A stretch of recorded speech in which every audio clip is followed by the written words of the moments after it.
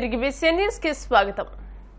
కడప జిల్లా చక్రాయపేట మండలం గండి క్షేత్రంలోని ఆంజనేయ స్వామి దేవాలయంలో నిత్యాన్నదాన పథకానికి కొండాపురం మండలం తాళ్ల పొద్దుటూరుకు చెందిన రెండెద్దుల నాగేశ్వరరావు సతీదేవి దంపతులు 1,116 రూపాయల విరాళం ఇచ్చినట్టు ఆలయ assistant commissioner Alavalapati Mukunda Reddy, chairman కావాలి కృష్ణతేజ తెలియజేశారు. వీరికి ఉప ప్రధాన అర్చకులు రాజస్వామి ప్రత్యేక దర్శనం చేయించి తీర్థప్రసాదాలు అందజేశారు. జాతీయ ఉపాధి హామీ పనుల కల్పనపై ప్రత్యేక దృష్టి పెట్టి నిర్దేశించిన లక్ష్యాలను పూర్తి చేసేలా అధికారులు చర్యలు చేపట్టాలని కాకినాడ జిల్లా కలెక్టర్ జె నివాస్ అధికారులను ఆదేశించారు. రాష్ట్ర ప్రభుత్వ ప్రధాన కార్యదర్శి కెఎస్ జవహర్ రెడ్డి వెలగపూడి రాష్ట్ర సచివాలయం నుంచి మంగళవారం అన్ని జిల్లాల కలెక్టర్లతో వీడియో కాన్ఫరెన్స్ నిర్వహించారు. ఈ వీడియో కాన్ఫరెన్స్ కు కలెక్టరేట్ నుండి కలెక్టర్ జె నివాస్ వివిధ శాఖల అధికారులతో కలిసి హాజరయ్యారు. జాతీయ ఉపాధి హామీ పథకం పనులు, పని దినాలు, తాగునీటి సరఫరా, వేసవిలో విద్యుత్ సరఫరా, లా అండ్ ఆర్డర్, ఓట్ల లెక్కింపు ప్రక్రియకు తీసుకోవాల్సిన జాగ్రత్తలు తదితర ఇతర ప్రాధాన్యత అంశాలపై జిల్లాల కలెక్టర్లతో సిఎస్ జవహర్ రెడ్డి ఈ సందర్భంగా సమీక్ష నిర్వహించారు. ఈ సందర్భంగా కలెక్టర్ నివాస్ మాట్లాడుతూ జిల్లాలో జాతీయ గ్రామీణ ఉపాధి హామీ పథకం నిమిత్తం నిర్దేశించిన లక్ష్యానికి అనుగుణంగా పనుల్లో పురోగతి కనబర్చాలని అన్నారు. ఎన్నికల ఫలితాలు వెలువడిన అనంతరం ఎటువంటి విజయోత్సవ ర్యాలీలు జరపకుండా క్షేత్రస్థాయిలో అధికారులు అప్రమత్తతతో వ్యవహరించాలని కలెక్టర్ అధికారులకు సూచించారు. 10th ఇంటర్మీడియట్ అడ్వాన్స్డ్ సప్లిమెంటరీ పరీక్షలను ఈ నెల 24వ తేదీ నుండి సజావుగా నిర్వహించేందుకు అవసరమైన ఏర్పాట్లు సమగ్రంగా చేపట్టాలని కాకినాడ జిల్లా కలెక్టర్ జె నివాస్ అధికారులను ఆదేశించారు. కలెక్టరేట్ కోర్టు హాల్లో ఇంటర్మీడియట్ 10th అడ్వాన్స్డ్ సప్లిమెంటరీ పరీక్షల నిర్వహణపై కోఆర్డినేషన్ సమావేశం కలెక్టర్ జె నివాస్ అధ్యక్షతన జరిగింది. ఈ సందర్భంగా ఆయన మాట్లాడుతూ 10వ తరగతి అడ్వాన్స్డ్ సప్లిమెంటరీ పరీక్షలు ఈ నెల 24వ తేదీ నుండి జూన్ 3వ తేదీ వరకు ఉదయం 9:30 నుంచి మధ్యాహ్నం 12:45 వరకు జరుగుతాయన్నారు. ఈ పరీక్షలకు మొత్తం 7,915 మంది విద్యార్థులు హాజరు కానుండగా వీరి కోసం జిల్లా వ్యాప్తంగా 29 పరీక్షా కేంద్రాలు ఏర్పాటు చేసినట్టు తెలియజేశారు. వేసవి ప్రతికూల వాతావరణ పరిస్థితుల దృష్ట్యా అన్ని పరీక్షా కేంద్రాల్లో తాగునీరు, ప్రథమ చికిత్స అందుబాటులో ఉంచాలని మున్సిపల్ కమిషనర్లు, డిఎంహెచ్ఓలకు సూచించారు. అలాగే ఈ నెల 24 నుంచి 31వ తేదీ వరకు ఇంటర్మీడియట్ అడ్వాన్స్డ్ సప్లిమెంటరీ పరీక్షలు జరుగుతాయని కలెక్టర్ తెలియజేశారు. మొత్తం 22,393 మంది విద్యార్థులు పరీక్షకు హాజరు కానున్నారని తెలిపారు. ఆంధ్రప్రదేశ్లో జరిగిన సార్వత్రిక ఎన్నికలపై ఉండి నియోజకవర్గ తెలుగుదేశం పార్టీ ఎమ్మెల్యే అభ్యర్థి రఘురామకృష్ణంరాజు రచ్చబండ కార్యక్రమాన్ని నిర్వహించారు. ఈ మేరకు ఆయన ఓ వీడియో సందేశాన్ని మీడియాకు విడుదల చేశారు. మరో 13 రోజుల్లో ఎన్డీఏ కూటమి అధికారంలోకి రానుందని ధీమా వ్యక్తం చేశారు. కూటమి నుంచి చంద్రబాబు గెలిస్తే అమరావతిలోనే చంద్రబాబు ప్రమాణ స్వీకారం ఉంటుందని, జగన్ రాజ్యం నుంచి వెళ్లిపోక తప్పదని ఎద్దేవా చేశారు. జూన్ 4వ తేదీతో జగన్ అరాచకాల అంకం ముగిసిపోతుందని అన్నారు. తాను ఎంపీగా పోటీ చేయాలని అనుకున్నానని, దేవుడు తనకు ఎమ్మెల్యేగా అవకాశం ఇచ్చారని అన్నారు. ఉండి నియోజకవర్గంలో 30,000 మెజార్టీతో గెలుస్తానని ధీమా వ్యక్తం చేశారు. జగన్మోహన్ రెడ్డి పోతూ ఏమన్నాడంటే 151 దాటుతాయి, ఎంపీలు 22 దాటుతాయని చెప్పేసి వెళ్ళిపోయాడు ఆయన. సో దాంతో కొంతమంది పాపం వైసీపీ వాళ్ళు మరింత ధనం కోల్పోవటానికి మరి అతను బాటలు వేశాడు. తన వాళ్ళు సర్వనాశనం అవటానికి మరి అతను అలా చేసుంటాడు. ఈ ఎన్నికల్లో ఎవరికి ఎన్ని ఓట్లు వస్తాయి, ఎవరికి ఎన్ని స్థానాలు వస్తాయి, 125 మినిమమ్ 150 వచ్చిన ఆశ్చర్యం లేదు అని దానికి తిరుగులేదు. కానీ లాజిక్ ఏమిటి? ఒక ప్రభుత్వ అధికారి పేరు చెప్పం, సరే చెప్పినా వీళ్ళు పిక్కునేది ఏమీ లేదు ఈ 10 రోజుల్లో. కానీ అధికారి పేరు నేను చెప్పను. వచ్చిన ఇన్ఫర్మేషన్ మొత్తం పోలైన ఓట్లు 3,33,40,000 చిల్లర. రియలిస్టిక్గా ఒక క్యాల్కులేషన్ వేద్దాం. జగన్మోహన్ రెడ్డి కూడా నా సంక్షేమం తీసుకున్న వాళ్ళందరూ నాకేస్తారు అని అంటున్నాడు. ఎవరు కానీ అది నిజమని అనుకున్నాం. లబ్ధి వచ్చిన నాకే వేస్తాడు అన్నాడు. లబ్ధి రానప్పుడు ఎవరని ఇంగిత జ్ఞానమే కదా. గతంలో జగన్మోహన్ రెడ్డికి 151 స్థానాలు వచ్చినప్పుడు పడిన ఓట్ల డిఫరెన్స్ 31. ఇది 34 లీస్ట్గా మనం వేసుకున్నాం. అంటే 31 లక్షల ఓటు డిఫరెన్స్ వస్తేనే మరి అతనికి 151 సీట్లు వస్తే జగన్మోహన్ రెడ్డికి ఒక సామాజిక వర్గం కొమ్ము కాసింది. మత ప్రాతిపదికన కొందరు కొమ్ము కాశారు. ఆ వర్గాల్లో అతనికి 100%. బట్ వాళ్ళందరూ కూడా ఎక్కువ ఇందులోనే కవర్ అయ్యారు. అవన్నీ కూడా తీసుకున్నాం. ఎందుకు RRR ఎలా ఇన్ని ఎక్కువ సీట్లు వస్తాయని ఊహించుకుంటున్నాడు అనేది మరొక్కసారి ఈ జగన్మోహన్ రెడ్డి కారు కోతల బ్యాక్గ్రౌండ్లో డిస్కస్ చేసుకుంటే అనలిటికల్గా ఎవరి మీదన్నా మీకు కక్ష ఉంటే ఎక్కువసేపు దాని మీద దృష్టి పెడతారా? ఒక కృతజ్ఞత ఉంటే ఆ కృతజ్ఞతా భావం తెలియచేయటానికి ఎక్కువ దృష్టి పెడతారా? కలిసినప్పుడు థ్యాంక్స్ అమ్మా అంటాం.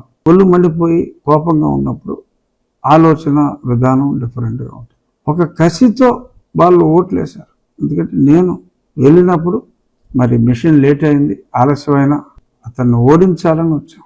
అందరూ అనే మాట ఏంటి, జగన్మోహన్ రెడ్డిని ఓడించాలనే మేము వచ్చాం. ఆ కసి ఉండబట్టే రాత్రి 10 అయినా 11 అయినా క్యూ లైన్లో నుంచుని, కొంతమంది ట్రైన్లు మిస్ అయినా సరే ఒకరోజు సెలవు పెట్టుకుందామని చెప్పి ట్రైన్లు మిస్ అయిన వాళ్ళు కూడా ఉన్నారు. ప్రీపోల్ వేరు, ప్రీపోల్లో జగన్కి అనుకూలంగా కొన్ని వచ్చినాయి, ఎక్కువగా బాబు గారికి అనుకూలంగానే వచ్చినప్పటికీ పోస్ట్ పోల్ కొన్ని శాంపుల్స్ చూడటం జరిగింది. క్రిస్టల్ క్లియర్గా అనుకున్న దానికన్నా ఓట్ల శాతం ఖచ్చితంగా కూటమికి పెరిగింది. సో ఈ పెరిగిన ఓట్ల శాతం ఇది చూస్తే 150 టచ్ అయినా ఆశ్చర్యపోవాల్సిన అవసరం లేదు. గతంలో జగన్మోహన్ రెడ్డికి ఎలా వచ్చింది, జగన్మోహన్ రెడ్డి ఓడత ఊపులకి ఎవరో భయపడవలసిన అవసరం లేదు. ఐపాక్ వాళ్ళు కూడా చెప్పింది 60 స్థానాలనే వాళ్ళకి చెప్పడం జరిగింది. నిశ్చితగా ఎటువంటి చింతకు లోను కాకుండా ఉన్నాం. కౌంటింగ్ సజావుగా జరిపించుకుందాం. అల్లరలు చేయడానికి చూస్తారు, వాళ్ళు పోతారని వాళ్ళకి తెలుసు కాబట్టి. బట్ మనం సంయమనంతో ఉండాల్సిన అవసరం ఉంది. చంద్రబాబు నాయుడు గారు 9వ తారీఖు ముహూర్తం బాగుంటే అదే రోజు అమరావతిలోనే ప్రమాణ స్వీకారం ఉంటుంది. విశాఖపట్నం మెంటల్ హాస్పిటల్లో కాదు. వాళ్ళు ఏదైనా కావాలంటే పెట్టుకుంటారు.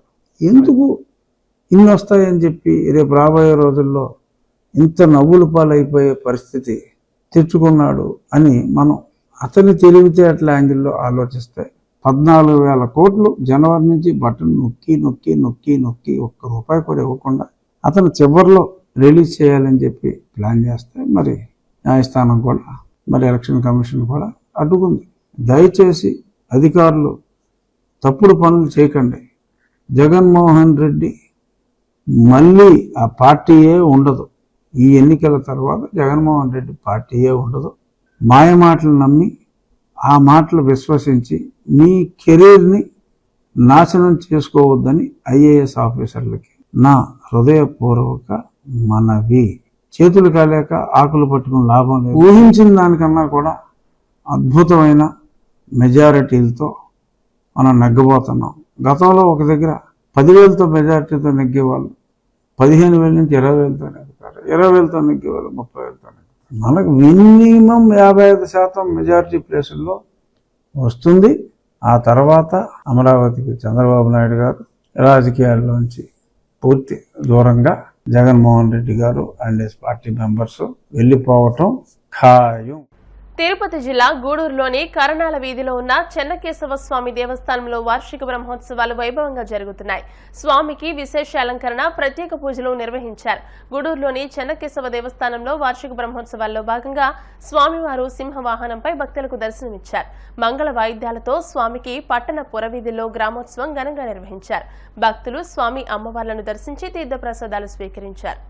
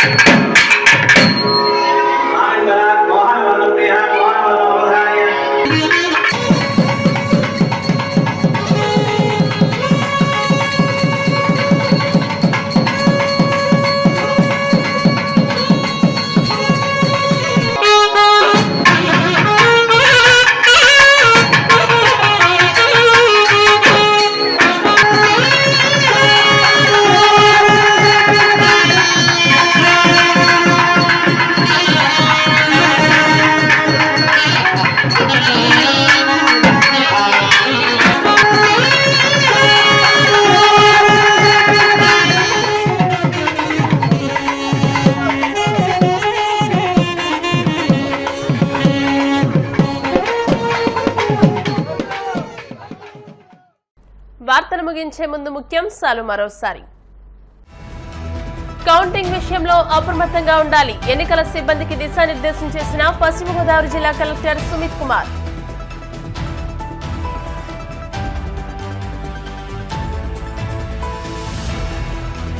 అనంతపురం జిల్లా రాయదుర్గంలో ఎన్ఐఏ సోదాలు. సోహెల్ కి ఉగ్రవాదులతో లింకులపై ఆరా.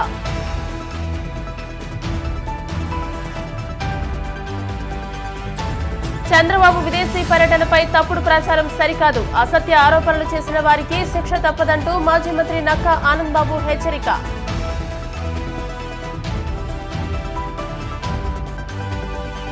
24 నుండి 10th ఇంటర్ సప్లిమెంటరీ పరీక్షలు ఏర్పాట్లపై అధికారులకు దిశానిర్దేశం చేసిన కాకినాడ కలెక్టర్ నివాస్. ఈ వార్తలు ఇంతటితో సమాప్తం. మరిన్ని వార్తా విశేషాలతో నెక్స్ట్ బులెటిన్లో మళ్ళీ కలుసుకుందాం. అంతవరకు సెలవు. నమస్కారం. చూస్తూనే ఉండండి BCN న్యూస్.